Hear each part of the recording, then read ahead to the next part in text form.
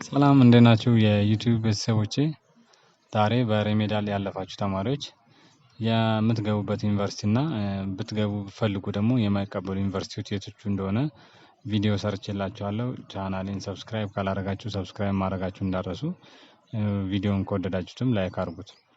በመጀመሪያ ደረጃ አብዛኛዎቹ ዩኒቨርሲቲዎች የሬሜዳል ያለፉ ተማሪዎችን እንደሚቀበል ትምህርት ሚኒስቴር ያሳውቃል። ከዚህም በተጨማሪ ግን 6 ያህል ዩኒቨርሲቲዎች በሬሜዳል ብታልፉም የማይቀበሉ ዩኒቨርሲቲዎች አሉ።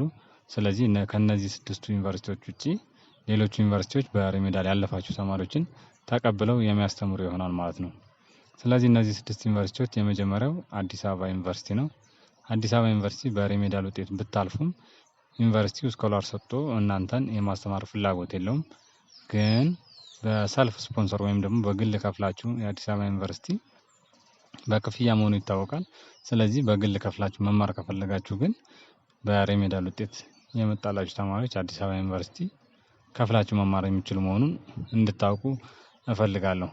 በሁለተኛ ደረጃ ደግሞ የአስቱ ወይም ደግሞ አዳማ ሳይንስና ቴክኖሎጂ ዩኒቨርሲቲ የሬሜዳል ውጤት ያለፉ ተማሪዎችን ከዚህ በፊት አልተቀበለም፣ ወደፊትም አይቀበልም የሚል ነገር አለ። ምናልባት እንደዚህ አይነት ነገሮች ስነግራችሁ ግን በዘንድሮ ምናልባት መመሪያ ከተቀየረ እነዚህ 6 ዩኒቨርሲቲዎች እናንተን በመቀበል በሬሜዳል ያለፋችሁ ተማሪዎችን ማለት ነው በመቀበል ሊያስተምር ይችላል።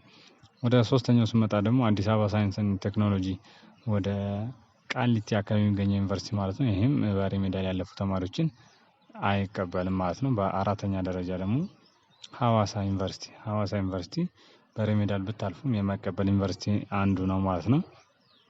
በአምስተኛ ደረጃ የምናየው ደግሞ ሮያል ኮሌጅ ዩኒቨርሲቲ ነው። ይህ ሮያል ኮሌጅ ዩኒቨርሲቲ የግል ዩኒቨርሲቲ ቢሆንም በሬሜዳል ውጤት ቢመጣላችሁ የማይቀበልና የማያስተምር መሆኑ ነው።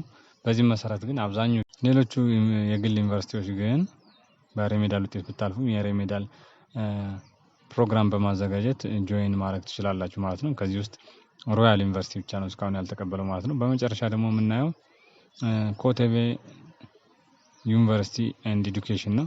ስለዚህ ኮተቤ ዩኒቨርሲቲ ተማሪዎች በሬሜዳል ውጤት ቢያልፉም የማይቀበልና የማያስተምር መሆኑን እገልጽላችኋለሁ።